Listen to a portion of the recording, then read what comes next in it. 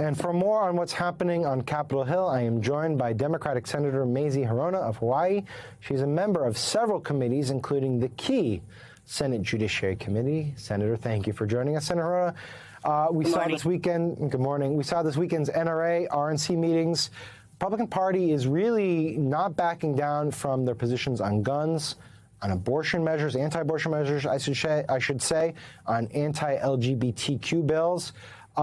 Those don't necessarily seem to me the animating principles of the vast majority of American people, but a sliver of them for sure. Is that, in your estimation, becoming the defining differences between the parties? Is the Republican focus over here and the Democrats' focus way on the other side of the ledger?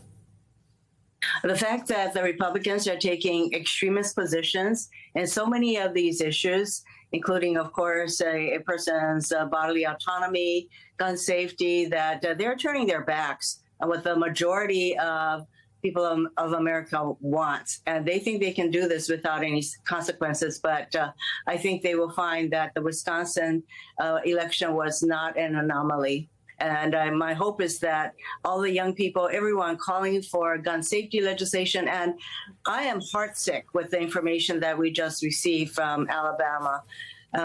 We need to pass national gun safety legislation, but there are so many other areas where the Republican Party extremists are turning their backs on the American people. Yeah, you mentioned Alabama. I wanted to ask you about the statement you put out after the mass shooting in Kentucky last week. We're already one mass shooting behind, I guess. You wrote this: yes. Every day the GOP refuses to act on gun violence. We fail the American people and more lives are senselessly lost. We can't keep living like this. Congress must do its job and pass gun safety laws.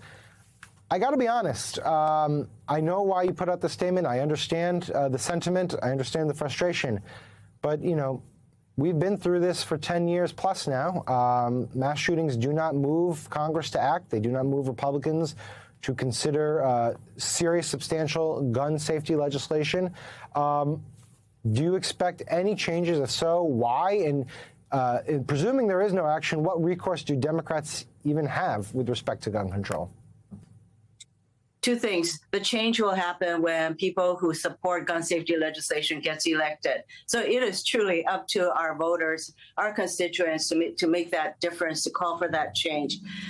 Even if we don't have the necessary number of votes to make those changes, we need to continue to shine a light on what is happening in our country. We need to get over this attitude that says that we love guns, certainly not me, we love guns that more than we love our children.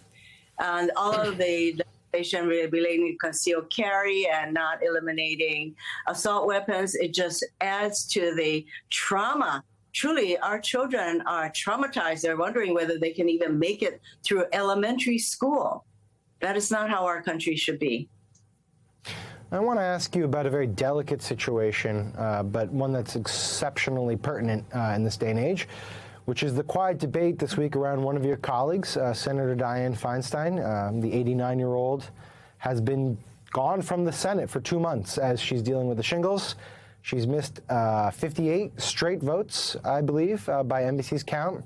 The Judiciary Committee has not been able to expeditiously move forward with votes on federal judges because of her absence.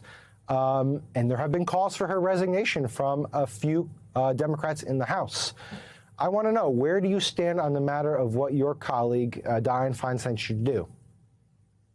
I respect Dianne very much. She has, in her decades of commitment to the people of California and indeed our whole country, she has done so much on behalf of our communities and our people. I respect her very much. She is temporarily stepping down from the Judiciary Committee. I hope that the Republicans will have the decency to enable this to happen. And I believe that Dianne and her constituents need to make further decisions about her service. But I respect her. I respect that. Quickly, yes, I understand. But quickly, if Republicans do not let her step down, and they can stop it, would you suggest that she retire so that a replacement can be made? I suggest that we figure out a way to make sure that she can step down and be temporarily replaced.